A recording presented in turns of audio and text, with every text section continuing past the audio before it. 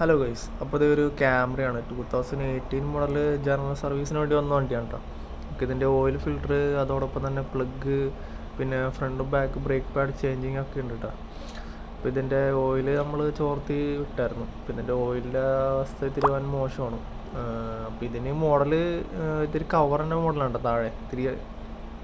താഴെ ഒരു കവറൊക്കെ ഇളക്കാൻ മാത്രമാണ് ഇതിൻ്റെ ഓയിൽ ഫിൽറ്ററൊക്കെ ഇളക്കാനേ പറ്റുള്ളൂ. ഇതിൻ്റെയൊക്കെ ഇളക്കി എല്ലാം സെറ്റാക്കി. ഇനി നമ്മൾ ബ്രേക്ക് പാഡിലേക്ക് ജസ്റ്റ് ചെക്ക് ചെയ്യാൻ വേണ്ടി പോകണം. ബ്രേക്ക് പാഡ് ഇളക്കി ബ്രേക്ക് പാഡ് ചെക്ക് ചെയ്യണം.